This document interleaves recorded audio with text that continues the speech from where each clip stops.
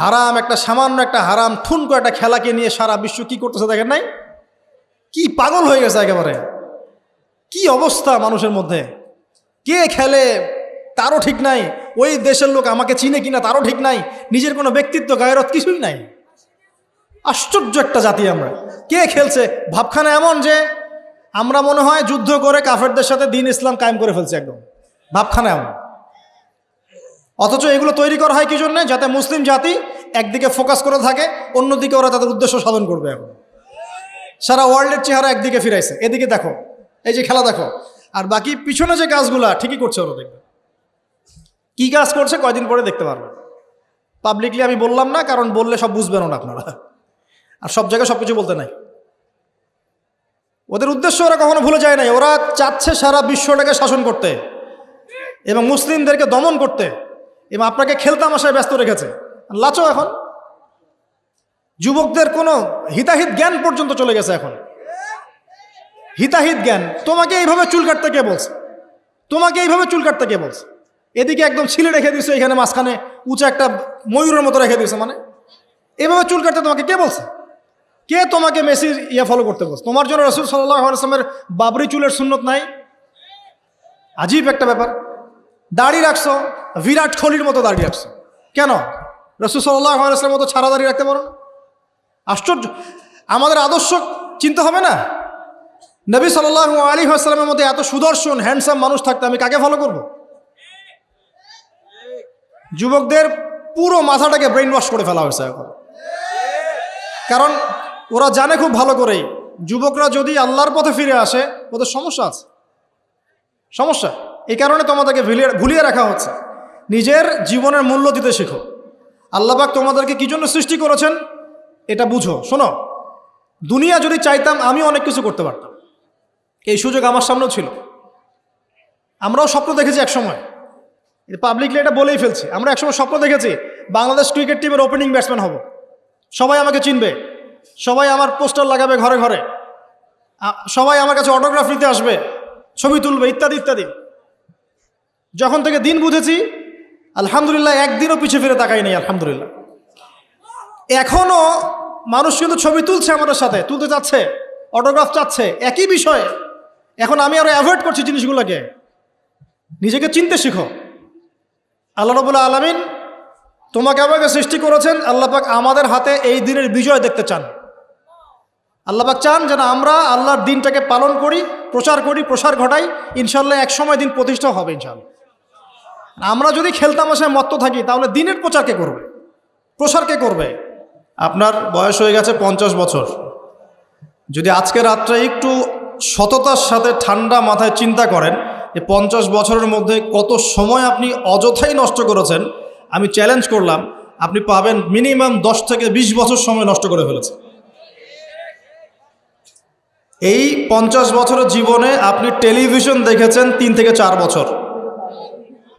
এই 50 বছরের হায়াতে আপনি শুধু টেলিভিশনই দেখেছেন 3 থেকে 4 বছর।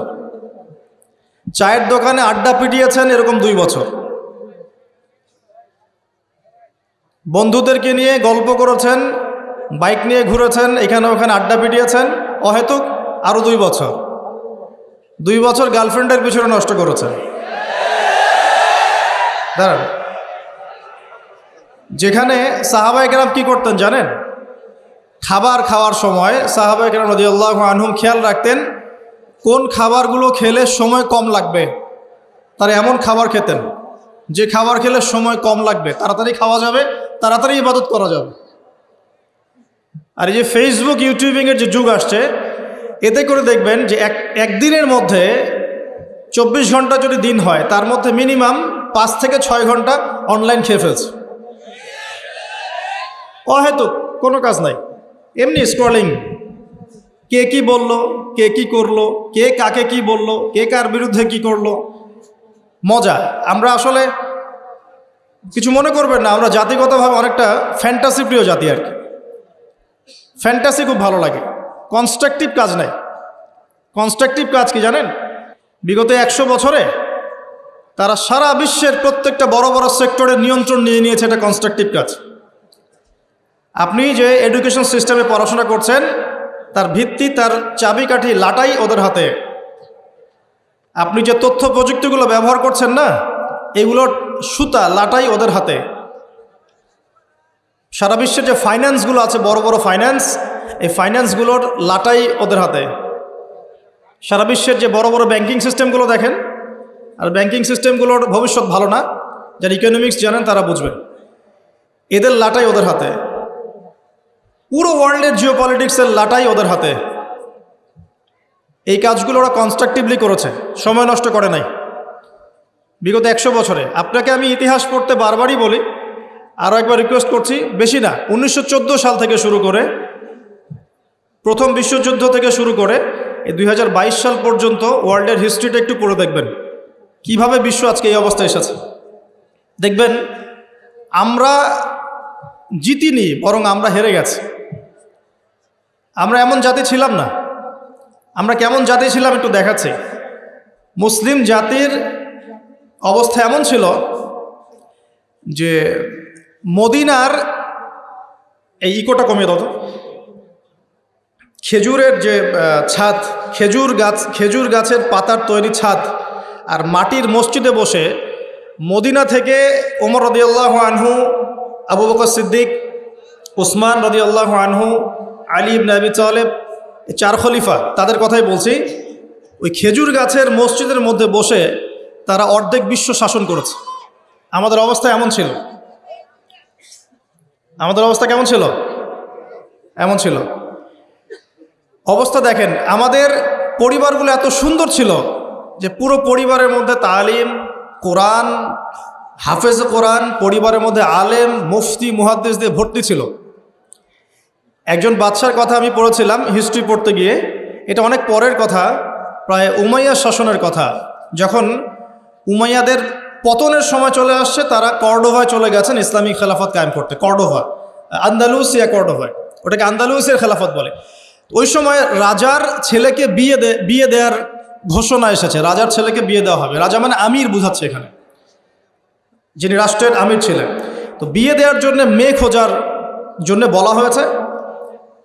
তো এখন প্রথম দিন ঘোষণা করা হয়েছে যে আপনাদের যার যার বাসায় মেয়েরা হাফেজে কোরআন, রাতের বেলা সেই বাসায় আলো জ্বালিয়ে দিবেন, যাতে পাহাড়ের উপর থেকে রাজা দেখতে পারেন যে কোন কোন বাসায় হাফেজা আছেন। তার মধ্য থেকে চুজ করা হবে একজন মেয়ে রাজার ছেলের জন্য।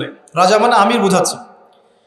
তো সেই রাতে তিনি যখন উঠলেন পাহাড়ে, এগুলো সত্য ঘটনা, দেখলেন আন্দালুসিয়ার প্রত্যেকটা বাসার ঘর, এই ঘরের মধ্যে আলো জ্বলছে, প্রত্যেকটা বাসায় হাফেজা মেয়ে আছে। তো এখন তো বিয়ে দেওয়া সম্ভব না সবার সাথে। পরের দিন আবার ঘোষণা আসলো যে এই হাফেজা মেয়েদের মধ্যে যারা তাফসির করতে পারে, কোরআনের মুফাসসির, হাফেজ মুফাসসির কিন্তু এক জিনিস না। হাফেজ মানে আপনি মুখস্থ করেছেন কোরআন, মুফাসসির মানে আপনি কোরআন একদম ব্যাখ্যা বিশ্লেষণ সহ আপনি অনুবাদ করতে পারেন, তাফসির করতে পারেন। তো পরের দিনও দেখা গেল সেম চিত্র, সবার ঘরে ঘরে আলো জ্বলছে। মেয়েদের কথা বলছি, মেয়ে খুঁজে বেড়াচ্ছে বিয়ে দেওয়ার জন্য। তারপরে আবার ঘোষণা আসলো যারা তাফসির করার সাথে সাথে মুহাদ্দিসা, মানে হাদিস মুখস্থ আছে, 10,000, 1,000, 20,000, 1,000, 2,000 এরকম করে যত হাদিস মুখস্থ আছে মুহাদ্দিসা, তাদের ঘরে আলো জ্বলবে। তখন দেখা গেল যে আলো একটু কমে আসছে আর কি, কথা বুঝতে পারছেন? কিন্তু আলোর সংখ্যা অনেক।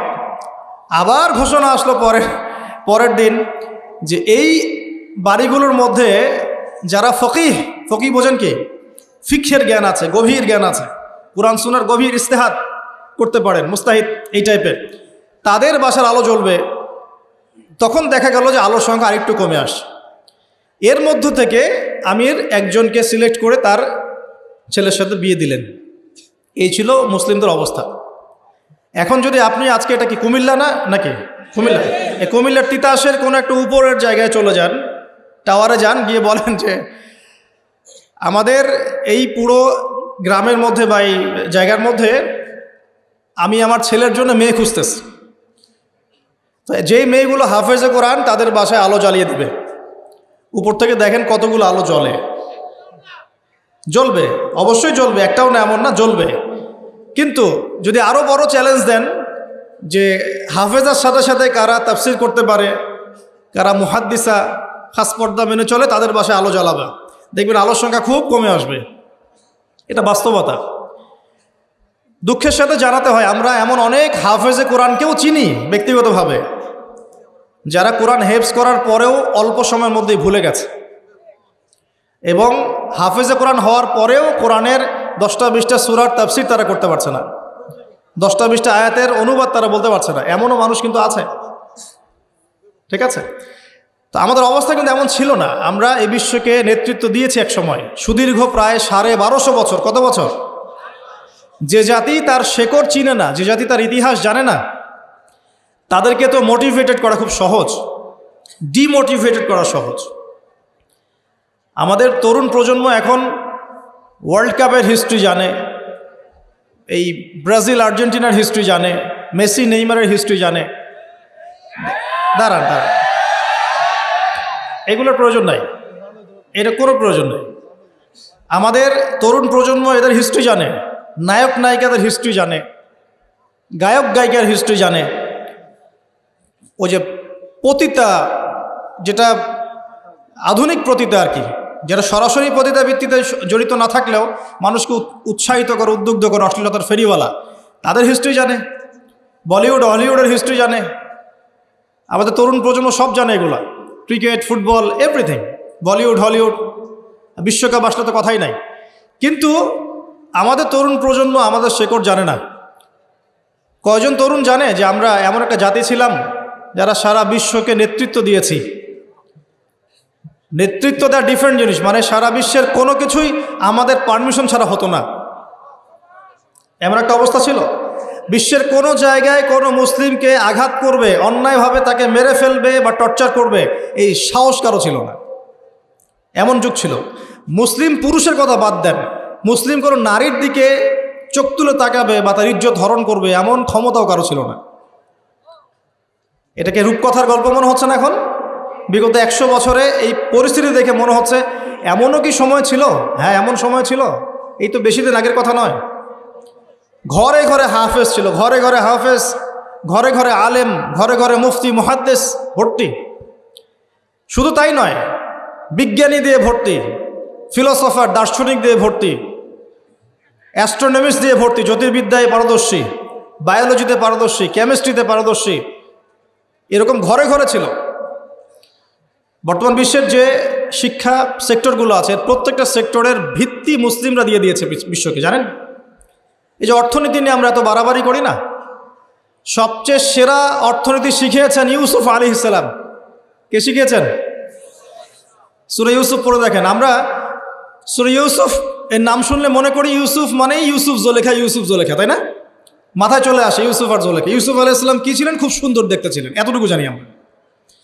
কিন্তু ইউসুফ আলাইহিস সালামের বাহ্যিক সৌন্দর্যের চাইতে তার চরিত্রের সৌন্দর্য আরো অনেক বেশি ছিল। তাকে রাজার স্ত্রী অফার করছে ভালোবাসার, প্রেম বিনিময়ের, দরজা লাগিয়ে দিচ্ছে, আর তিনি বলছেন মাআযাল্লাহ, আমি আল্লাহকে ভয় করি। তার চরিত্রের সৌন্দর্য দেখেন। খালি আমরা রূপের সৌন্দর্যের কথা বলি, তাই না? ইউসুফ আলাইহিস সালাম যখন কারাগারে, কেন কারাগারে পাঠিয়েছে? বিনা অপরাধে। আর বিনা অপরাধেও মানুষ কারাগারে যায়। কারাগারে যারা যায় তারা সবাই যে অপরাধী এমনটা নয়, বিনা অপরাধেও মানুষ কারাগারে যায়। দাঁড়ান, ইউসুফ আলাইহিস সালাম কেন গেলেন? তাকে অপবাদ দেওয়া হয়েছে, জেনার অপবাদ, নাউজুবিল্লাহ। 1 দিন 2 দিন না, 7 দিন 10 দিন না, 12টা বছর তিনি কারাগারে। কত বছর? 12 বছর। ওই 12 বছরের মধ্যে তিনি, একটা ঘটনা ঘটেছে, 2 জন কয়েদি এসেছে। কয়জন? নতুন কয়েদি। একজন বলছে যে আমি স্বপ্ন দেখলাম যে আমার মাথার মধ্যে রুটি রাখা হয়েছে, এই রুটি এসে পাখি খেয়ে নিচ্ছে। আরেকজন স্বপ্ন দেখলো যে সে রাজাকে শরাব পান করাচ্ছে। ইউসুফ, তোমাকে সত্যবাদী মনে হয়, আমাদেরকে স্বপ্নের ব্যাখ্যা জানিয়ে দাও। এই 2 জন ব্যক্তি কিন্তু মুসলিম নন, মনে রাখবেন। এই 2 জন ব্যক্তি কি? অমুসলিম, কিন্তু মুসলিম নন। দেখেন, অমুসলিম ব্যক্তির স্বপ্ন সত্য হতে পারে, দলিল। অমুসলিম ব্যক্তির স্বপ্ন কি হতে পারে? সত্য হতে পারে। ইউসুফ আলাইহিস সালাম ব্যাখ্যা করে দিলেন যে শরাব পান করাচ্ছে সে অচিরে ছাড়া পেয়ে যাবে এবং সে রাজাকে শরাব পান করাবে, রাজার ঘনিষ্ঠ হয়ে যাবে। আর যার মাথার থেকে রুটি খেয়ে নেওয়া হচ্ছে তাকে শুলদণ্ড দেওয়া হবে, তার মগজ খেয়ে ফেলবে পাখি। তাই হলো। আর ইউসুফ আলাইহিস সালাম এই ব্যক্তিকে বলে দিলেন, যার ব্যাপারে তার ধারণা হলো যে এই ব্যক্তি নাজাত পাবে, তাকে বললেন, তুমি যখন রাজার কাছে যাবে তখন আমার কথা স্মরণ করো, যে আমি তোমাকে এই কথাটা বলেছিলাম, রাজার সামনে স্মরণ করো। তো ইউসুফ আলাইহিস সালাম এখানে বন্দী, তারা ছাড়া পেয়ে গেলেন। এবার যখন এই ব্যক্তি রাজার কাছে গেলেন, রাজা আবার একটা স্বপ্ন দেখলো। কে স্বপ্ন দেখলো? সূরা ইউসুফের মধ্যে বলা আছে, পড়ে দেখবেন। রাজা স্বপ্ন দেখছে যে 7টা চিকন গাভী 7টা মোটা তাজা গাভীকে খেয়ে ফেলছে, ঠিক আছে। আর উনি শীষ স্বপ্ন দেখলেন, শীষ, ধানের শীষ, এই টাইপের কিছু। এই স্বপ্নটা তার কাছে অদ্ভুত মনে হলো। 7টা জীর্ণ শীর্ণ গাভী 7টা মোটা তাজা গাভীকে কেমন করে খেয়ে ফেলতে পারে। তিনি খুব টেনশনে পড়ে গেলেন। রাজ্যের সব জ্ঞানী গুণী লোকদেরকে ডাকলেন, এর ব্যাখ্যা কী হবে, এর ব্যাখ্যা কী হবে, কেউ বলতে পারছে না। তখন এই ব্যক্তি যে ছাড়া পেয়ে এসেছে, তার মনে হলো যে হ্যাঁ, ইউসুফ নামে একজন ব্যক্তি আছে, সে আমাকে স্বপ্নের ব্যাখ্যা বলেছিল, হয়তোবা সেই স্বপ্নের ব্যাখ্যাটা বলতে পারবে। সে চলে গেল জেলখানায়, সেখান থেকে ইউসুফকে গিয়ে বলল, ইউসুফ, তোমাকে আমরা সত্যবাদী পেয়েছি, তোমাকে আমরা সত্যবাদী পেয়েছি, এই স্বপ্নের ব্যাখ্যা কি হবে, রাজার স্বপ্নের ব্যাখ্যা। ইউসুফ আলাইহিস সালাম বললেন যে এর অর্থ হচ্ছে যে অতি শীঘ্রই এই মিশরের মধ্যে দুর্ভিক্ষ আসবে। কি আসবে? কি আসবে? আচ্ছা, তার মানে দুর্ভিক্ষ শব্দটা কোরআনে আছে। রাজাকে গিয়ে বলো যে ওই মহিলাদের কি খবর, যে মহিলারা ইউসুফ আলাইহিস সালামের ব্যাপারে এরকম অপবাদ দিয়েছিল। তখন এই ব্যক্তি গিয়ে রাজাকে বলল, ওই মহিলাদের কথা তিনি জিজ্ঞাসা করেছেন। তখন রাজা বলছে যে ইউসুফ নির্দোষ ছিল। সেই মহিলারা স্বীকার করলো যে ইউসুফ নির্দোষ ছিল, আসলে আমরাই তাকে ওয়াসওয়াসা দিয়েছি, আমাদের দিকে প্রলুব্ধ করেছে। রাজা বলেন তাকে বের করে নিয়ে আসো। ইউসুফ আলাইহিস সালামকে বের করে আনা হলো। আনার পর তাকে বলা হচ্ছে এই স্বপ্নের ব্যাখ্যা কি হবে এবং এর সমাধান কি। ইউসুফ আলাইহিস সালাম বলছেন যে ব্যাখ্যা হচ্ছে এই, যে আপনার এই রাজ্যে দুর্ভিক্ষ আসবে, তবে আপনি যদি আমাকে খাদ্য মন্ত্রণালয়ের দায়িত্ব দেন, তাহলে এই সমস্যা আমি মোকাবেলা করতে পারবো ইনশাআল্লাহ। আমি বিশ্বস্ত এবং আমার এই বিষয়ে জ্ঞান আছে। কে বলেন এটা? ইউসুফ আলাইহিস সালাম। তো এবার জেলখানা থেকে আল্লাহ পাকের তাকদীর দেখেন। জেলখানা, কুয়ার মধ্যে ছিলেন, কুয়া, বাবার খুব কাছের সন্তান, তাই না? ইয়াকুব আলাইহিস সালাম খুব কাছের সন্তান, সেখান থেকে ভাইদের ষড়যন্ত্রে কুয়ার মধ্যে, মনে আছে? কুয়া থেকে মিশরের বাজারে ওখানে বিক্রি করে দেয়া হলো, ওখান থেকে রাজপ্রাসাদে, ঠিক আছে, রাজপ্রাসাদে বড় হচ্ছেন। এরপর এই যে মেয়েদের ঘটনা, তারপর জেনার মিথ্যা অপবাদ, 12 বছর কারাগারে। তারপর সেখান থেকে আল্লাহ রাব্বুল আলামিন বের করে নিয়ে আসলেন কোথায়? মিশরের খাদ্যমন্ত্রী। তাকদীর, ভাগ্য। কিভাবে বুঝাবো আল্লাহ পাকের পরিকল্পনা কত বিশাল। যখন ইউসুফ আলাইহিস সালাম জেলখানায়, তখন কি কেউ ভেবেছিল যে এই ব্যক্তির দ্বারা মিশরের লক্ষ লক্ষ মানুষের দুর্ভিক্ষের কবল থেকে সে বাঁচবে? এই ব্যক্তির দ্বারাই? কেউ ভাবে নাই। আল্লাহ পাক লিখে রেখেছিলেন। এ কারণেই একটা রিকোয়েস্ট করবো এখানে, যে জীবনে চড়াই উতরাই আসবে আপনার আমার সবারই, কোনো অবস্থায় আল্লাহর প্রতি ভরসা হারাবেন না ইনশাআল্লাহ। আল্লাহ রাব্বুল আলামিন আপনার ব্যাপারে পরিকল্পনা করে রেখেছেন। আপনার মনের মধ্যে যদি সততা থাকে, অনেস্ট একটা মন থাকে, ইনশাআল্লাহ আপনি দুনিয়াতেও সফল হবেন, পরকালে সফল হবেন ইনশাআল্লাহ। আপনি যদি সৎ হন, মনের থেকে যদি আপনি সৎ হন, আল্লাহর কাছে আপনি সৎ হন, সারা দুনিয়া মিলে আপনার কোনো ক্ষতি করতে পারবে না ইনশাআল্লাহ। আর আপনি যদি অসৎ হন, মনের মধ্যে অসততা থাকে, দুনিয়ার মানুষ বাহবা দিলেও একদিন ধরা খাবেন ইনশাআল্লাহ। এটা বাস্তব, এর বাইরে যাবে না ইনশাআল্লাহ। দেখেন, ইউসুফ আলাইহিস সালাম দায়িত্ব চাচ্ছেন, আমাকে দায়িত্ব দেন, আমি এই বিষয়টা ভালো বুঝি। আল্লাহ পাক তাকে এই যে খাদ্য মন্ত্রণালয় নিয়ে আসলেন। ইউসুফ আলাইহিস সালামের হাতে পরবর্তীতে দুর্ভিক্ষের কবল থেকে পুরো মিশরবাসী বেঁচে গেল এবং লক্ষ লক্ষ মানুষের জীবন বেঁচে গেল, আলহামদুলিল্লাহ। তাহলে অর্থনীতির মূল মন্ত্র শিক্ষা পেলাম না? কোরআনে আছে না? এখনো সামনে আমরা এই শব্দগুলো শুনতে পারছি না? সমাধান পেতে হলে কোরআনে আসতে হবে। যদি সমাধান পেতে চান, কোরআনে আসতে হবে, যদি না আসেন এটা আপনার ইখতিয়ার, পরবর্তীতে এর ফলাফল আমাদেরকে ভোগ করতে হবে। আল্লাহ পাক আমাদের সবাইকে কোরআন এবং সুন্নাহ মাফিক জীবন গড়ার তৌফিক দান করুন। একটা খালি পয়েন্ট বললাম, দেখেন ইকোনমিক্সের দুরবস্থা দূর করারও ফর্মুলা কোরআনে পাওয়া গেছে। আগেকার মুসলিমদের অবস্থা বলছি, জ্যোতির্বিজ্ঞান নিয়ে অনেক কথা হয় না, এই গ্রহে নাসাই পাঠাচ্ছে সেই পাঠাচ্ছে, ভালো করে পড়ে দেখবেন জ্যোতির্বিজ্ঞানের মূল নীতিগুলো সূত্রগুলো দিয়েছে মুসলিমরা। মেডিকেল সায়েন্স নিয়ে অনেক কথা হয়, মেডিকেল সায়েন্স এগিয়ে যাচ্ছে, মেডিকেল সায়েন্সের মূল নীতিগুলো দিয়েছে মুসলিমরা। এই যে কেমিস্ট্রি তোমরা পড়ো পর্যায় সারণী, মূলনীতি দিয়েছে মুসলিমরা। এই যে আমরা যে ল্যাপটপ চালাই, ইন্টারনেট চালাই, হ্যাঁ ডিজিটাল যত কিছু চালাই, এর জন্য প্রয়োজন হচ্ছে অ্যালগোরিদম। কিসের অ্যালগোরিদম? এই অ্যালগোরিদম আবিষ্কার করেছে মুসলিমরা। এই অ্যালগোরিদম যদি মুসলিমরা আবিষ্কার না করতো, আপনি ল্যাপটপ চালাতে পারতেন না, কিছুই করতে পারতেন না। এর বেস দিয়েছে কে? মুসলিমরা। এই যে ম্যাথামেটিক্স নিয়ে এত ফকর করি, ম্যাথামেটিক্স, তাই না? এর বেইজও মুসলিমদের থেকে এসেছে। আপনারা কি জাবর ইবনে হাইয়ানের নাম শুনেছেন? আচ্ছা বাদ দেন তার কথা। আপনারা কি ইমাম রাজির নাম শুনেছেন? আচ্ছা, ফিলোসফি দর্শন এর মূলনীতি দিয়েছেন তিনি। অনেক ইবনে সিনার নাম শুনেছেন? চিকিৎসা বিজ্ঞান পুরো ভিত্তি দিয়েছেন তিনি। আর এই যে পলিটিক্যাল সিস্টেম যেটা আমরা ওয়ার্ল্ড পলিটিক্স যেটা আমরা বলি, এর ভিত্তি দিয়েছেন কে জানেন? উমর ইবনুল খাত্তাব রাদিয়াল্লাহু আনহু। কে দিয়েছেন? এই যে প্রশাসনিক ডিপার্টমেন্ট, এই মন্ত্রণালয় সেই মন্ত্রণালয়, এটা স্টার্ট করেছিলেন কে জানেন? সর্বপ্রথম উমর রাদিয়াল্লাহু আনহু। আমরা অনেকে জানি না। আমি এটাই বলছিলাম আপনাদেরকে যে যে জাতি তার শেকড় চিনে না, তাকে ডিমোটিভেটেড করা খুব সহজ। আমরা যদি হিস্ট্রি পড়া শুরু করি, ইতিহাস পড়ি, কোরআন সুন্নাহর পাশাপাশি আমরা দেখব বিশ্বের প্রত্যেকটা বড় বড় সেক্টরের মূল নীতি স্থাপন করে গেছে কারা? মুসলিমরা। তাহলে এখন কেন আমরা এই জায়গায় আসলাম? কি কারণ? আমি একটু কারণটা বলি আপনাদেরকে। মন খারাপ করছেন কি? নিজেদের চেহারাটা আয়নায় দেখতে হয়। যদি আমরা আমাদের চেহারা আয়নায় দেখার সৎসাহস না থাকে, তাহলে উন্নতি করব কিভাবে? নাকি প্রশংসা থাকবে? আমরাও সেই জাতি, আমরা বীরের জাতি। সারা বিশ্বে বীরত্বের সাথে লড়াই করে ইসলাম প্রতিষ্ঠা করেছে কারা? আমরাই। এই যে ভারতবর্ষে ইসলাম পাচ্ছেন, ভারতবর্ষে ইসলাম ঢুকেছে একটা ঘটনাকে কেন্দ্র করে। কি ঘটনা?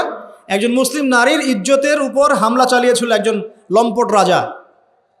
এই ঘটনাকে কেন্দ্র করে বিন কাসিম, এই যে ঘোরসাওয়ার, অল্প কিছু সৈন্য নিয়ে আক্রমণ করেছিলেন ভারতবর্ষ। এই যে বিজয়, এখান থেকে শুরু হলো ইসলাম। তারও আগে চিটাগাং আছেন, চিটাগাং চট্টগ্রাম, এই চিটাগাং রোড দিয়ে, এই পোর্ট দিয়ে আরবরা বাণিজ্য করত। ওই দিক দিয়ে ইসলাম ঢুকেছে একদিক দিয়ে। আবার সুফি পীর মাশায়েখরা ছিলেন, তারা এখানে ইসলাম প্রচার করেছেন। তিনভাবে ইসলাম ঢুকেছে উপমহাদেশে। ইসলাম পেতেন না এগুলোতে। দেখুন কেন হলো এই অবস্থা। বিকজ ওই সময়ে একটা মুসলিম পরিবারের মধ্যে কোরআনের হাফেজ থাকতো। পাওয়া যায় এখন সব পরিবারে? রেয়ার। আমরা মনে করি যার ব্রেন সবচেয়ে খারাপ ওকে হাফেজি মাদ্রাসা দেওয়া লাগবে, আর যার ব্রেন খুব ভালো ওকে আমরা দিব ইঞ্জিনিয়ারিং, ডক্টর। আমরা শিক্ষাটাকে ভাগ করে ফেলেছি। একটা হচ্ছে দুনিয়ার শিক্ষা, একটা হলো আখেরাতের শিক্ষা, তাই না? অথচ শিক্ষা তাকেই বলে যা আমার দুনিয়াও দিবে আখেরাতও দিবে, এর নাম শিক্ষা। আর এই শিক্ষা কোথায় আছে? কোরআন সুন্নাহয় নাই। কোরআন সুন্নাহ শেখার পরে যদি আমি ডক্টর হই, ইঞ্জিনিয়ার হই, কোনো সমস্যা আছে? কোনো সমস্যা নাই। আমরা এটাকে ভাগ করে ফেলেছি। আমরা অর্থনীতিও ভাগ করে ফেলেছি। মসজিদে আমি পাক্কা মুসল্লি, দেখবেন মসজিদে মাশাআল্লাহ পাক্কা মুসল্লি, নামাজে পড়তে পড়তে একদম সেজদার দাগ পড়ে গেছে। যেই ব্যবসা করতে গেল মাপে কম, যেই ব্যবসা করতে গেল দেখবেন যে মজুদদারি, যেই ব্যবসা করতে গেল ওই যে স্টক করতেছে অন্যায়ভাবে, কৃত্রিম সংকট তৈরি করতেছে, যেই চাকরি করতে গেল ঘুষ, যেই আপনার ডিল করতে যাচ্ছে ইকোনমিক সেক্টরে সুদ। তো অর্থনৈতিক জীবনটাকে আলাদা করে ফেললাম। ওইটা দুনিয়ার জীবন, এটা হচ্ছে আমার পরকালের জীবন। ভাবখানে এমন আর কি। আমাদের আকীদা চেঞ্জ করতে হবে তো। অর্থনৈতিক জীবন কি ইসলাম থেকে আলাদা নাকি? আপনি 5 ওয়াক্ত নামাজ পড়ছেন আলহামদুলিল্লাহ, এখন যদি সুদ খান তাহলে কি পার পাবেন? তাহলে অর্থনীতি ইসলামের সাথে সম্পৃক্ত না। সহজ কথাটা বোঝাতে পারি না। ইভেন আমরা যদি অন্যদের সাথে ডিল করতে চাই বিশ্বে, তখনও ইসলাম ফলো করতে হবে, আদারওয়াইজ সমস্যা আছে। এমন তন্ত্র মন্ত্র মতবাদের চর্চাও করা যাবে না যে মতবাদগুলো কোরআন সুন্নাহর সরাসরি বিরোধী। করা যাবে? করা যাবে না। তো আমাদের জীবনটা পরিপূর্ণটাই ইসলাম, পূর্ণাঙ্গটাই ইসলাম, এখানে আংশিকতা সুযোগ নাই। আল্লাহ এই কথাটা বোঝার তৌফিক দান করুন। আজকের মাহফিলে একটা কথাও যদি নিয়ে যেতে পারেন, ইসলাম হচ্ছে একটা পরিপূর্ণ জীবন ব্যবস্থার নাম। এখানে আপনি সব পাবেন এবং সব পালন করতে আপনাকে বলাও হয়েছে। আল্লাহ পাক কোথায় বলেছেন? আমি দলিল দিচ্ছি, 1 নম্বর দলিল দিচ্ছি যে ইসলাম পরিপূর্ণ জীবন ব্যবস্থা। কোথায় আছে? সূরা মাইদা 3 নম্বর আয়াত। কত নম্বর? সূরা মাইদা 3 নম্বর। আল্লাহ পাক বলছেন, বিসমিল্লাহির রহমানির রহিম, আল্লাহ বলছেন, আল ইয়াউমা আকমালতু লাকুম দীনাকুম ওয়া আতমামতু আলাইকুম নি'মাতি ওয়া রাদিতু লাকুমুল ইসলাম দীনান। আল্লাহ বলছেন, কে বলছেন? আল্লাহ পাক বলছেন, আমি তোমাদের জন্য দ্বীন ইসলামকে পরিপূর্ণ করে দিলাম। কি করে দিলাম? পরিপূর্ণ মানে কি? যেখানে সবকিছু নাই, তাই না? পরিপূর্ণ মানে কি? যেখানে সবকিছু আছে। তার মানে জীবনের প্রতিটা বিষয়ের হেদায়েত কোথায় আছে? ইসলামে আছে। ওয়া আতমামতু আলাইকুম নি'মাতি, তোমাদের উপর আমার নিয়ামতকে পূর্ণতা দিলাম। ওয়া রাদিতু লাকুমুল ইসলাম দীনান, তোমাদের উপর দ্বীন ইসলামকে মনোনীত করে আমি আল্লাহ সন্তুষ্ট হয়ে গেলাম। সুবহানাল্লাহ। তো দিন পরিপূর্ণ না? তার মানে ইসলাম পরিপূর্ণ কি না? এখন এই ইসলাম আল্লাহর কাছে একমাত্র দিন, অন্য করে দিন চলবে? এটা যে একমাত্র দিন, তার দলিল কোথায়? দলিল আছে সূরা আলী ইমরানের 19 নম্বর আয়াতে। কত নম্বর? আলী ইমরান 19 নম্বর। আল্লাহ পাক বলছেন, ইন্নাদ দীনা ইনদাল্লাহিল ইসলাম, জেনে রাখো হে মানুষ, নিশ্চয়ই আল্লাহর কাছে একমাত্র গ্রহণযোগ্য দিন, তার নাম কি? ইসলাম। আল্লাহ পাক এই সূরার মধ্যে আবার বলছেন যে ইসলাম ছাড়া অন্য দিন পালন করলে কবুল হবে কিনা, আল্লাহই বলছেন। সেটা কোথায়? 85 নম্বর আয়াত। কত নম্বর আয়াত? 85। আল্লাহ পাক বলছেন যে ওয়ামাই ইয়াবতাগি গায়রাল ইসলামি দীনান ফালা ইউকবাল মিন, যদি কেউ ইসলাম ছাড়া অন্য কোনো দিন তালাশ করে, কশ্চিনকালেও তার কাছ থেকে কবুল করা হবে না। তাহলে 3টা দলিল পেলেন। 1, আল্লাহর কাছে মনোনীত দিন কি? ইসলাম। এই ইসলাম পরিপূর্ণ কিনা? অবশ্যই পরিপূর্ণ। দলিল সূরা মাইদার আয়াত নাম্বার 3। আর এই ইসলাম বাদ দিয়ে অন্য দিন চলবে কিনা? উত্তর না। দলিল সূরা আলী ইমরানের 85। এখন আপনার আমার দায়িত্ব কি, সেটা আল্লাহ বলছেন সূরা বাকারায়। কোন সূরায়? সূরা বাকারায়। কোরআনের একটা আয়াত কিন্তু আরেকটা আয়াতের সাথে লিঙ্কড আপ হবে। এই মিলানোর যোগ্যতা আপনাকে তৈরি করতে হবে। মানে আমি বুঝাই একভাবে, এই যে আকাশের তারাগুলো দেখেন, আমরা সাধারণ চোখে যেটা দেখি সেটা হলো এটা তারাই, জাস্ট তারা, সুন্দর লাগে, তাই না? আসলে ব্যাপারটা এমন না। আসলে ব্যাপারটা হচ্ছে এই প্রত্যেকটা তারার সাথে অন্য তারার একটা জটিল এবং সূক্ষ্ম গাণিতিক একটা মিল আছে। যদি আপনি আমার সাথে কখনো তারা দেখতে আসতে পারেন, আমি দেখাবো ইনশাআল্লাহ। আকাশের তারা দেখা শিখতে হবে। দেখে মনে হয় যে খুব সুন্দর। আল্লাহ পাক সূরা মুলকের মধ্যে বলছেন, এই সূরা মুলক রাত্রেবেলা তেলাওয়াত করতে হয়, রাতে তারা ওঠে না, ওই রাতেই আল্লাহ বলছেন সূরা মুলক তেলাওয়াত করতে। কি মিল আছে দেখছেন? রাতে আকাশে তারা উঠে, আর আল্লাহ পাক রাতের বেলায় সূরা মুলক তেলাওয়াত করতে বলছেন। আর সূরা মুলকের মধ্যে আল্লাহ বলছেন যে আকাশের দিকে তাকাও, তাকিয়ে দেখো আল্লাহর এই সৃষ্টির মধ্যে কোনো খুঁত পাও কিনা, তোমার দৃষ্টি বারবার ব্যর্থ হয়ে ফিরে আসবে, কোনো ত্রুটি পাবে না। সুবহানাল্লাহ।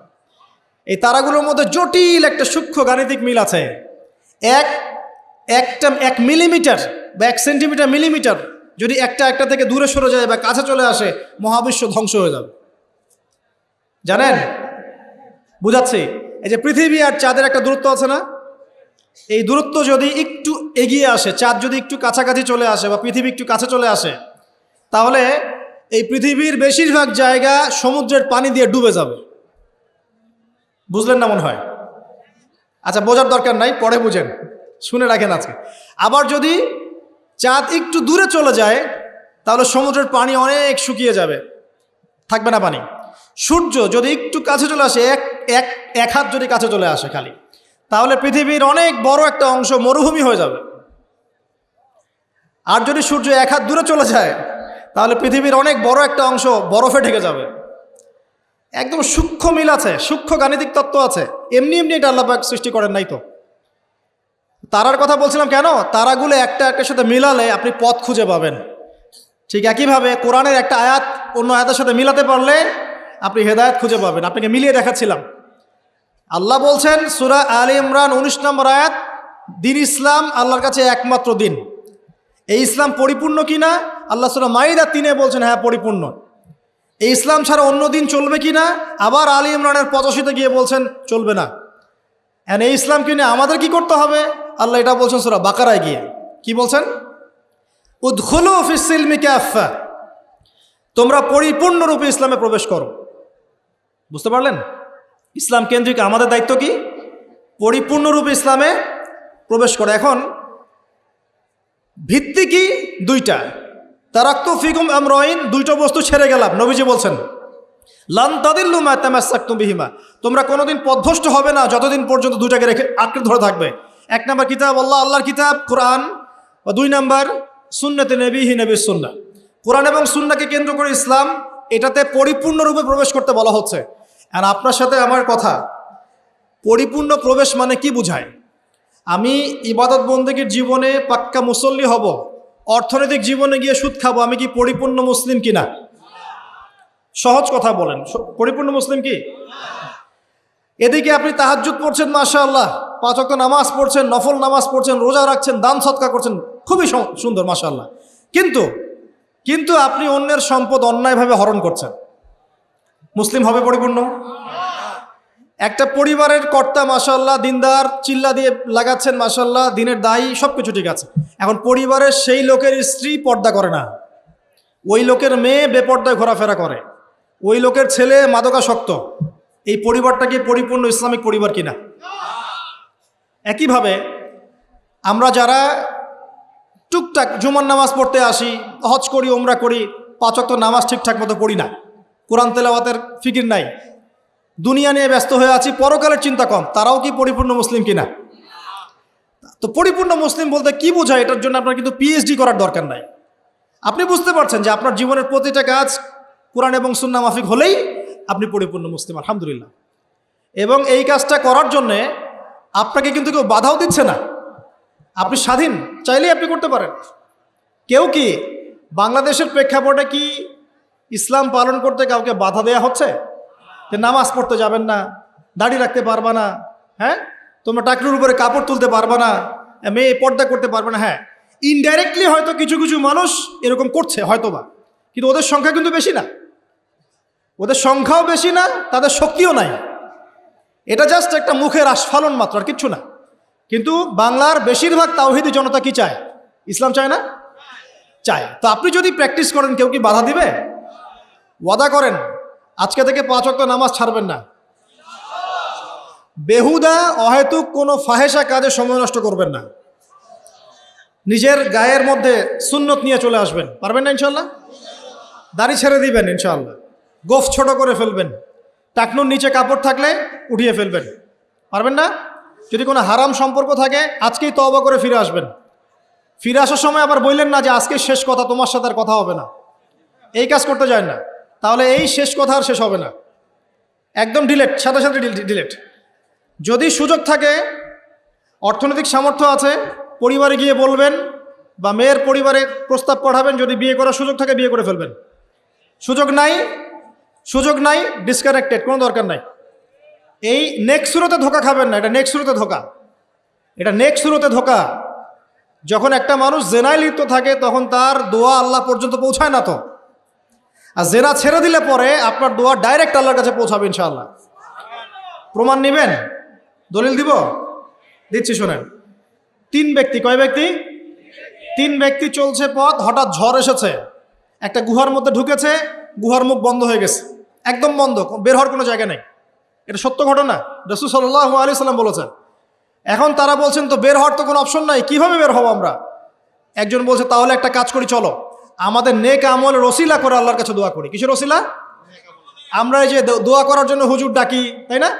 আসেন 40টা, এই যে 1 বছরই 3 দিন 7 দিন করি না, নিজের দোয়া নিজে করা শিখেন। আপনার কি চাওয়া সেটাকে আমি বুঝতে পারবো নাকি? এরকম একটা ঘটনা আছে, হুজুরকে ডেকেছে দোয়া করতে, হুজুর পুরো দোয়াটাই 1 বচনে করেছে, আল্লাহ আমাকে হেদায়েত দাও, আমাকে রিজিক দাও, আমাকে হেফাজত করো। আর মুসল্লি সব বলছে আমিন আমিন আমিন। দিন শেষে লাভ কার হলো? হুজুরের।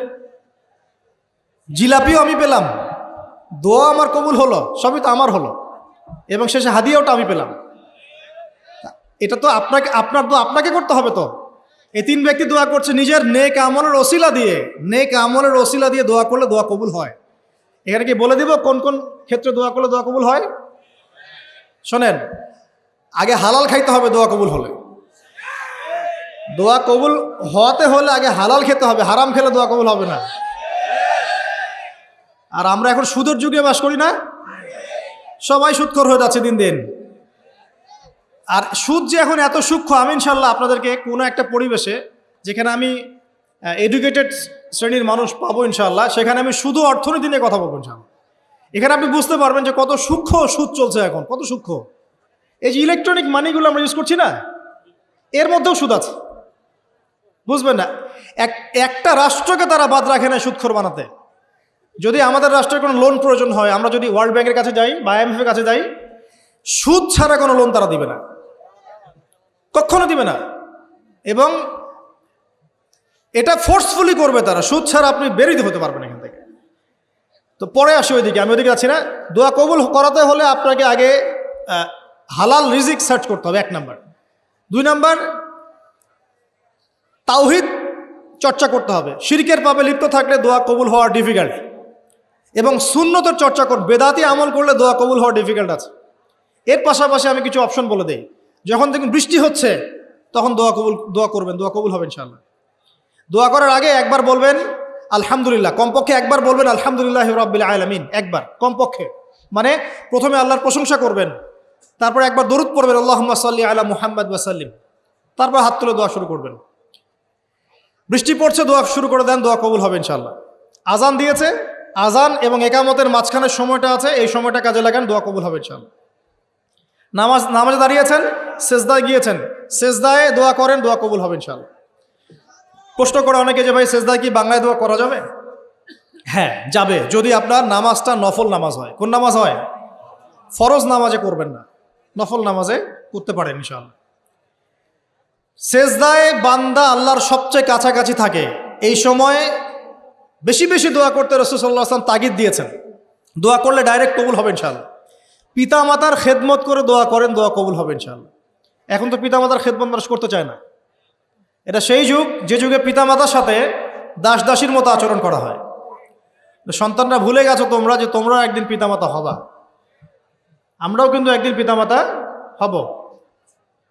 যারা বিয়ে শাদী করেছে, সন্তানটি হয়েছে, তারা জানে এই যে প্রসব বেদনার একটা সেকেন্ড, 1 সেকেন্ড বা 1 মিনিট প্রসব যে বেদনা মায়ের হয়, এর ঋণ আমরা সারা জীবনে শোধ করতে পারবো না। পারবেন? এ কারণেই মায়ের পায়ের নিচে জান্নাতের কথা বলা আছে। মাদের সম্মান আল্লাহর কাছে অনেক বেশি, মেয়েদের সম্মান অনেক বেশি। এই নারীবাদী ফ্যামিলিস্টরা যা বুঝিয়েছে, ইসলাম এমন নয়। তো ইসলাম এমন নয়, ইসলামে মেয়ের মর্যাদা সবচেয়ে উপরে।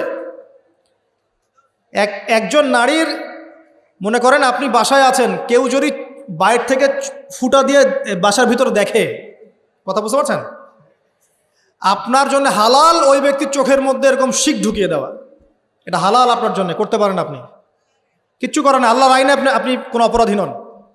যদি আপনি ঘরের ভিতরে থাকেন, কেউ বাইরে থেকে এরকম করে ফুটা দিয়ে দেখছে, মনে করেন আপনার বাসার মেয়েকে বা আপনার বাসার বোনকে, মাকে, আপনি যদি চোখের মধ্যে একটা শিক ঢুকিয়ে দেন, আপনার কোনো পাপ হবে না আল্লাহর কাছে।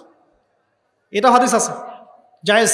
যদিও বা এটা আইন হাতে তুলে নেওয়া হয়ে যাচ্ছে অন্য সেক্টরে, কিন্তু আল্লাহর কাছে আপনি কিছু করেন নাই।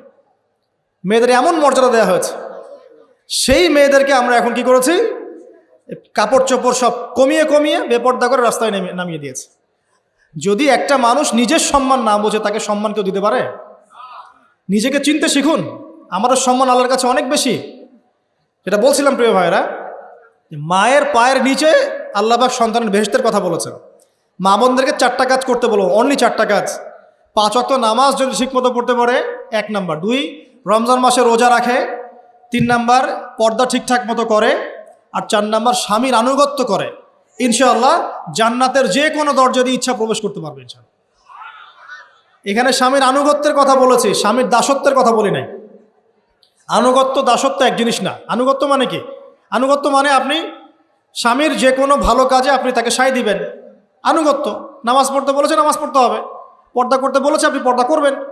বেপর্দায় যাবেন, আপনি যাবেন না। এটা আনুগত্য। দাসত্ব কি? দাসত্ব হচ্ছে যে সে ভালো মন্দ যাই বলুক আপনি শুনছেন, এটা দাসত্ব।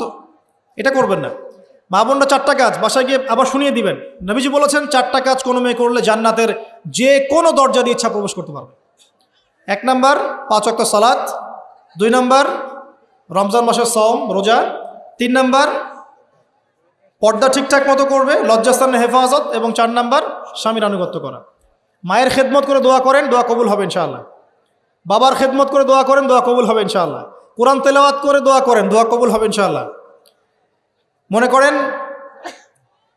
শেষ রাতে উঠেছেন, মানে শেষ রাত বলতে বোঝাচ্ছি এই ধরেন যে 2টার পর থেকে, এখন 2টা 2:30টার পর থেকে নিয়ে ফজর পর্যন্ত শেষ রাতে উঠেছেন, এই সময় আপনি যা দোয়া করবেন ইনশাআল্লাহ কবুল হবে। হ্যাঁ, বলতে বাধ্য হচ্ছি, এখনকার তরুণ সমাজ ওই 2টা 2:30টার দিকে ওই যে কার কার খেলা থাকে, ওই খেলাগুলো দেখার জন্য ওঠে, তাহাজ্জুদ পড়ার জন্য উঠতে পারে না। অথচ আল্লাহ পাক বলছেন কি, যে শেষ রাতে আল্লাহ পাক প্রথম আসমানে নেমে আসেন এবং আহ্বান করেন, কে আছো আমার কাছে কিছু চাইবে আমি দিব, কে আছো আমার কাছে রিজিক চাইবে দিব, কে আছো আমাকে ডাকবে আমি তোমার ডাকে সাড়া দিব, কে আছো আমার কাছে ক্ষমা চাইবে আমি তোকে ক্ষমা করে দেব। প্রিয় যুবক ভাইরা, আল্লাহকে মূল্যায়ন করতে শিখুন। এই সময়গুলোতে দোয়া করলে ইনশাআল্লাহ তাআলা আপনার দোয়া কবুল হবে ইনশাআল্লাহ। সবচেয়ে ইম্পর্টেন্ট হচ্ছে এটা, যেটা আমরা প্রত্যেক দিন করি, প্রায় 17 রাকাত নামাজ পড়ি আমরা, ফরজ নামাজ, শুধু ফরজ নামাজের কথাই বলছি। এখানে আপনি 34টা সেজদা করেন, 17 রাকাত ফরজ, 34টা সেজদা করেন। প্রত্যেক সেজদায় যদি একটা করে দোয়া করতে পারেন ইনশাআল্লাহ আল্লাহ আপনার দোয়া কবুল করবেন। দোয়া কবুল করার কিছু জায়গা বলে দিলাম, তো বেশি বেশি দোয়া করতে হবে। আমরা উম্মার অবস্থাগুলোকে বুঝতে শিখব। এখানে এই 3 ব্যক্তি, এটা বলে আমি শেষের দিকে যাচ্ছি, একটু ধৈর্য ধরেন। এই 3 ব্যক্তি পড়ে গেছে গুহার মধ্যে। আমি বলছিলাম জেনা ছেড়ে দিলে তোমার দোয়া আল্লাহ পাক ডাইরেক্ট কবুল করবে ইনশাআল্লাহ। কিভাবে? এই দলিল দিচ্ছিলাম যে তারা বলছে আমাদের নেক আমল যা আছে এটা দিয়ে দোয়া করতে হবে, কোনো অপশন তো নাই বের হওয়ার। একজন বলছে যে আল্লাহ, আমি আমার পিতামাতার খেদমত করতাম, মাকে দুধ পান না করিয়ে কখনো দুধ পান করি নাই, আল্লাহ এই কাজটা যদি তোমার কাছে ভালো লেগে থাকে আজকে আমাকে এই বিপদ থেকে উদ্ধার করো। এই দোয়া করার সাথে সাথেই এই গুহা থেকে পাথরটা একটু সরে গেল এভাবে। আর জড়বস্তু আল্লাহ পাকের হুকুম মানে, আল্লাহ পাকের হুকুম মানে না খালি 2টা শ্রেণীর মানুষ, এক হচ্ছে মানুষ আর একটা জিন জাতি। এই পুরো প্রকৃতি আল্লাহ পাকের হুকুম মেনে চলে। আর জড় বলতে আসলে কিছু নাই, যদি আমি বোঝানোর জন্য জড় বলেছি, আল্লাহ পাকের হুকুমে সব কিছু জীবন্ত। এই যে মাটিতে আমরা বসে আছি না এখন, এই মাটি কিয়ামতের মাঠে সাক্ষী দিবে যে এখানে মাহফিল হয়েছিল। হ্যাঁ, ওইখানে বসে তুমি টিকটক করেছ, লেকচার শুনো নাই ভালো করে।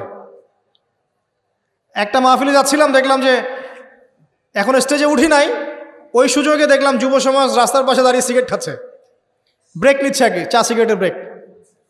হুজুর আসলে আলোচনা শুনবো। তো এখানে এসে যদি আমরা মানে কোরআন সুন্নাহর বাইরে কোনো কাজ করি, এই মাটি আবার সাক্ষী দিবে। এটা দলিল কোথায় আছে? সূরা জিলজাল পড়ে দেখবেন। সূরা জিলজালের মধ্যে দলিল আছে যে আল্লাহ পাকের হুকুমে এই জমিন কথা বলবে ইনশাআল্লাহ, আল্লাহ পাক হুকুম করলে। জি, তো একটু সরে গেল ওই পাথর। তারপরের ব্যক্তি দোয়া করছে, আল্লাহ, আমার একজন কাজের লোক ছিল, সেই কাজের লোক কিছু টাকা পেত, টাকা না নিয়ে বেচারা চলে গেছে, আমি ওই টাকা দিয়ে কিছু পশু কিনেছি, এই পশুগুলো কিনে আমি পালন করেছি, অনেক দিন পর সেই ব্যক্তি এসেছে আমার টাকা দাও। তখন আমি বলেছিলাম যে এই যতগুলো পশু দেখছো সব তোমার। সেই লোক বলছে, আমার সাথে কি ঠাট্টা করছো? বলছে, না ঠাট্টা করছি না, তোমার টাকা দিয়ে আমি পশু কিনেছিলাম, এই প্রজনন হতে হতে হতে আজকে এতগুলো হয়েছে, সব তোমার, নিয়ে যাও। আল্লাহ, কলিজা দেখেন, আসলে দান করার জন্য কলিজা লাগে, টাকা লাগে না। আল্লাহর পথে দান করার জন্যে কলিজা লাগে, টাকা লাগে না। আর কিছু মনে করবেন না, আমি বিভিন্ন মাহফিলে যাচ্ছি, এই একটা কমন দৃশ্য দেখি এই কালেকশনের। আমার জানা নাই যে এভাবে নাম লিখিয়ে কোনো কালেকশন নবীর যুগ থেকে হয়েছে, আমার জানা নাই। বরং কতটুক দিয়েছে এটা গোপন রাখলেই ভালো। কে দিয়েছে, কত দিয়েছে জানানোর কোনো দরকার নাই, দিয়েছে নিয়ে চলে আসবেন, শেষ। আমরা কাকে সন্তুষ্ট করার জন্য দেই? আল্লাহ জানলেই তো যথেষ্ট। কি দরকার জনগণ জানতেই হবে আমি 5,000 টাকা দিয়েছি? এতে আমার লাভটা কি? নেকি উল্টারও কমে গেল। উল্টা 7 শ্রেণীর মানুষ, একটা হাদিস আছে, 7 শ্রেণীর মানুষ কিয়ামতের মাঠে আরশের ছায়া পাবে। কিসের ছায়া পাবে? আরশের ছায়া, যে ছায়ার ছাড়া কোনো ছায়া থাকবে না। ওর মধ্যে এক শ্রেণী হচ্ছে ওই ব্যক্তি যে এত গোপনে দান করে, তার বাম হাত জানে না ডান হাত কি দান করছে। এই ব্যক্তি আরশের ছায়া পাবে ইনশাআল্লাহ। তো দুনিয়া যদি উদ্দেশ্য থাকে, নাম প্রকাশ করা, জাহির করার উদ্দেশ্য থাকে, বা যদি এমন হয় যে এখানে লৌকিকতা উদ্দেশ্য থাকে, নেকি নষ্ট হয়ে যেতে পারে, সুযোগ আছে, চান্স আছে। তো এই ট্র্যাডিশনগুলো বন্ধ করলে মনে হয় ভালো হয়। এটা আমার পরামর্শ, বাকিটা বিবেচনা আপনাদের। আর এই ব্যক্তি বলছে আমি এই সব কিছু দান করে দিয়েছি। দেখেন, দান করতে কি লাগে? কলিজা লাগে, টাকা লাগে না কিন্তু। আসলে দান করতে কলিজা লাগে। অনেক রিক্সাওয়ালাকে দেখেছে আমরা, 100 টাকা দান করে দিল, মসজিদের জন্য দান চাচ্ছে, 100 টাকা দান করে দিল। আর অনেক দেখবেন বিত্তশালী, ঢাকা শহরে যাচ্ছি বনানী গুলশান দিয়ে, দান করতে চাইলে 2 টাকা দিচ্ছে, 5 টাকা দিচ্ছে। এমন হয় না? দান করতে কলিজা লাগে। আর একটা কথা মনে রাখবেন, আপনি যত দান করবেন আল্লাহ আপনাকে তত বেশি দিবেন ইনশাআল্লাহ। আল্লাহ পাকের খাজানা যে এত প্রচুর, আপনি দান করলে কমে যাবে এই চিন্তাই করবেন না কখন। তবে সবচেয়ে সেরা দান কোনটা জানেন? আপনার প্রয়োজন আছে এখন, এই প্রয়োজনের সময় দানটা হচ্ছে সেরা দান। এবং সবচেয়ে উত্তম খরচ কোনটা? সবচেয়ে উত্তম খরচ হচ্ছে আপনার পরিবারের পিছনে খরচ। আপনার পরিবারের পিছনে খরচটা আপনার সবচেয়ে শ্রেষ্ঠ খরচ। আর দান করে মধ্যম পন্থায়, এমন হবে না যে নিঃস্ব হয়ে গেলেন দান করে একদম, আবার এমন না যে কৃপণতা প্রদর্শন হচ্ছে, এমনও না। মধ্যম পন্থায় দান খয়রাত করবে ইনশাআল্লাহ তাআলা। আর কিয়ামতের মাঠে মানুষ তার দানের ছায়ায় থাকবে ইনশাআল্লাহ। যে যত দান করবে ওই ছায়ার নিচে সে থাকবে। এই ব্যক্তি সব দান করে দিয়েছিল, যাও সব গরু ছাগল তোমার। তৃতীয় ব্যক্তি, পাথর সরে গেল একটু, তৃতীয় ব্যক্তি, যুবক তোমাকে বলছি ভাই, তৃতীয় ব্যক্তি আল্লাহর কাছে বলছে, আল্লাহ আমার একজন সুন্দরী চাচাতো বোন ছিল, আছে না তোমাদের কাজিন, এবং তাকে আমি খুব ভালোবাসতাম। ওই যে এখন বয়ফ্রেন্ড গার্লফ্রেন্ড ফ্রি মিক্সিং, যেটা খুব ভালোবাসতাম।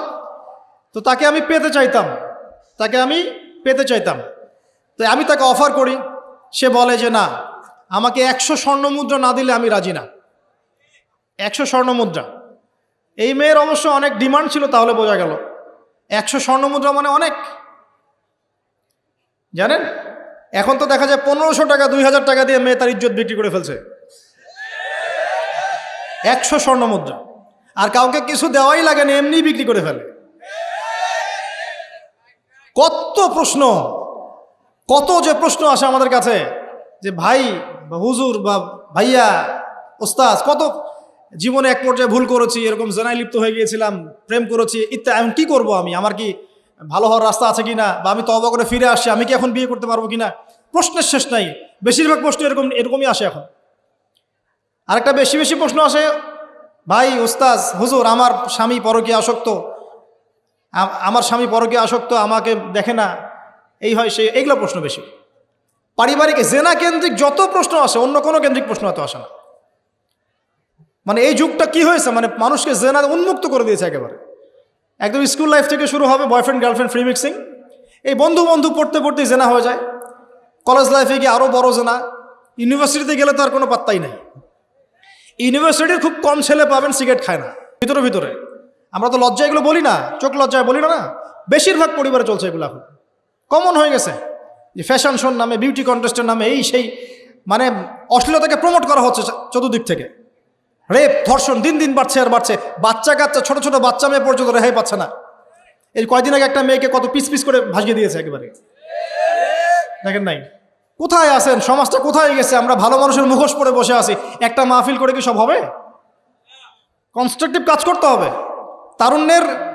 তারুণ্যের এই শক্তিটাকে আল্লাহর জমিনে দিনের প্রচার প্রসার প্রতিষ্ঠার কাজে ব্যয় করতে হবে। যতক্ষণ পর্যন্ত আমরা এরকম ভালো মানুষের লেবাস সেজে বসে থাকবো না, আমার ঘরেও ফেতনা ঢুকে আসবে, টের পাবেন না। যখন ফেতনা ছড়িয়ে পড়ে ওটাকে দমন করতে হয়। দমন না করলে ওইটা আমার ঘরেও ঢুকবে তো এক সময়। আমি একা ভালো থাকতে পারবো না তো।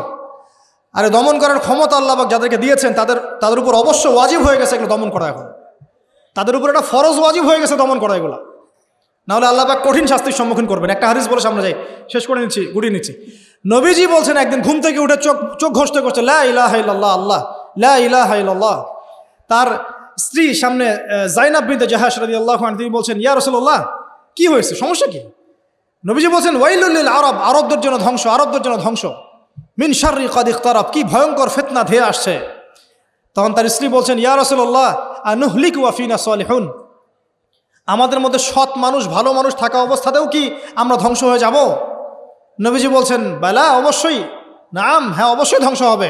ইযা কাসরাতুল খাবাস, যখন সমাজের মধ্যে অশ্লীলতাকে ছড়িয়ে পড়া হবে, যখন সমাজের মধ্যে অশ্লীলতা বেহায়াপনা ছড়িয়ে পড়বে, আলেম জালেম সব ধ্বংস হয়ে যাবে। এই সময় এখন আসে নাই? আসে নাই? হারাম একটা সামান্য একটা হারাম ঠুনকো একটা খেলাকে নিয়ে সারা বিশ্ব কি করতেছে দেখেন নাই? কি পাগল হয়ে গেছে একেবারে, কি অবস্থা মানুষের মধ্যে। কে খেলে তারও ঠিক নাই, ওই দেশের লোক আমাকে চিনে কিনা তারও ঠিক নাই, নিজের কোনো ব্যক্তিত্ব গায়রত কিছুই নাই। আশ্চর্য একটা জাতি আমরা। কে খেলছে? ভাবখানা এমন যে আমরা মনে হয় যুদ্ধ করে কাফেরদের সাথে দ্বীন ইসলাম কায়েম করে ফেলছে, একদম ভাবখানা এমন। অথচ এগুলো তৈরি করা হয় কি জন্য? যাতে মুসলিম জাতি একদিকে ফোকাস করে থাকে, অন্যদিকে ওরা তাদের উদ্দেশ্য সাধন করবে। এখন সারা ওয়ার্ল্ডের চেহারা একদিকে ফিরাইছে, এদিকে দেখো, এই যে খেলা দেখো, আর বাকি পিছনে যে কাজগুলা ঠিকই করছে ওরা। দেখবে কি কাজ করছে কয়দিন পরে দেখতে পারবে।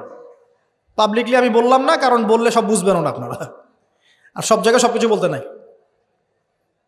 ওদের উদ্দেশ্য ওরা কখনো ভুলে যায় নাই। ওরা চাচ্ছে সারা বিশ্বটাকে শাসন করতে এবং মুসলিমদেরকে দমন করতে, এবং আপনাকে খেলতামাশায় ব্যস্ত রেখেছে।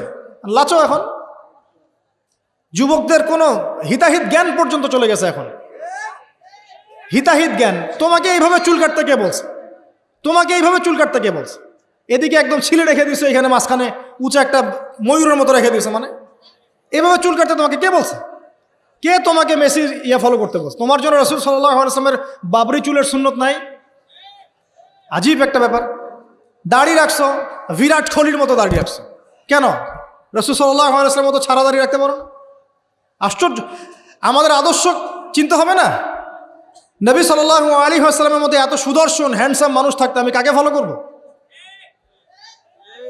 যুবকদের পুরো মাথাটাকে ব্রেইন ওয়াশ করে ফেলা হয়েছে এখন। কারণ ওরা জানে খুব ভালো করেই, যুবকরা যদি আল্লাহর পথে ফিরে আসে ওদের সমস্যা আছে, সমস্যা। এই কারণে তোমাদেরকে ভুলিয়ে রাখা হচ্ছে। নিজের জীবনের মূল্য দিতে শেখো।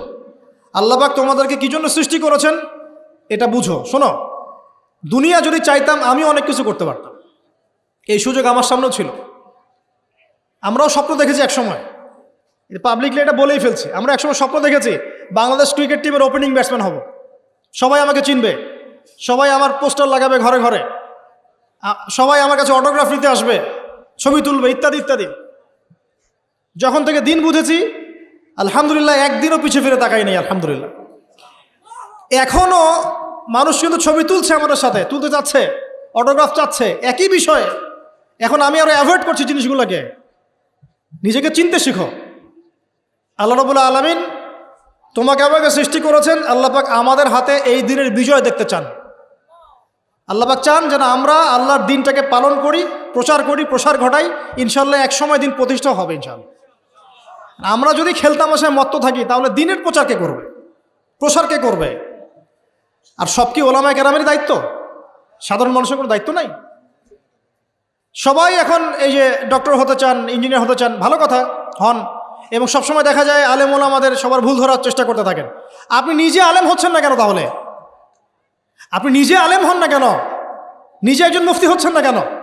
নিজে একজন মুহাদ্দিস হচ্ছেন না কেন? এতই যদি ভুল ধরতে পারেন অনলাইনে, আপনি নিজে একজন আলেম হয়ে দেখান না কেন? তারপর দুটো কথা বলেন জাতির সামনে, দেখেন মানুষ কীভাবে রিসিভ করে। কত সহজ এই কাজটা। নিজে কিছু করছেন না, সারাদিন মানুষের পিছনে লেগে আছেন। দেখবেন কিছু মানুষ আছে এই মুসলিম সমাজের মধ্যেই, আমি তো লম্বা করে ফেলছি হয়তো বা, মুসলিম সমাজের মধ্যেই কিছু মানুষ ইসলামের লেবাস পোশাক পরেই আছে, কিন্তু এরা মুসলিমদেরকে ছোটোখাটো বিষয়ে ব্যস্ত রেখেছে। হাত বাঁধা, রফুলিয়া দেন, জোরে আমিন, পায়ে পা, এই কিছু কিছু সিলি বিষয়ের জন্য বলছি যে বড় বড় বিষয়গুলো বাদ দিয়ে ছোটোখাটো বিষয়গুলোকে নিয়ে উম্মাকে ইখতিলাফে ব্যস্ত রেখে দিয়েছে। ভাবখানে এমন যেন ইসলামের সব বিষয় প্রতিষ্ঠা হয়ে গেছে, এখন এই 4টা বিষয় বাকি আছে। ভাবখানে এমন, অথচ সারা ওয়ার্ল্ডের মধ্যে ইসলাম আস্তে আস্তে সংকুচিত হয়ে গেছে। আমরা কবে স্মার্ট হব? প্রিয় ভাইরা, মনে রাখবেন আমরা সবাই মিলেই মুসলিম জাতি।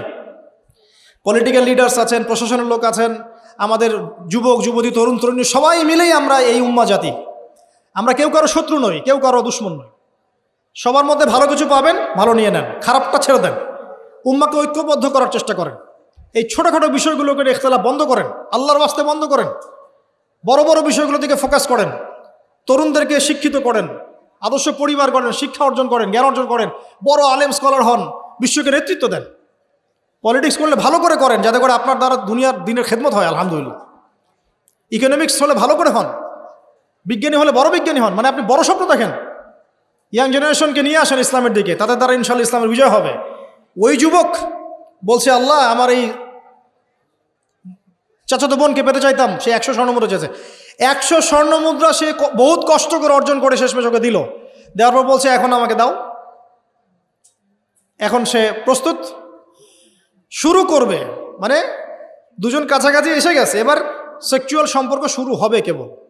এই হওয়ার সময় এই মেয়ে বলে বসছে যে হে আল্লাহর বান্দা, আমি আমার সতীত্ব এতদিন পর্যন্ত হেফাজত করেছি, আল্লাহর দোহাই লাগে আমার সতীত্বটা নষ্ট করো না। কে বলছে? এই মেয়েটা বলছে।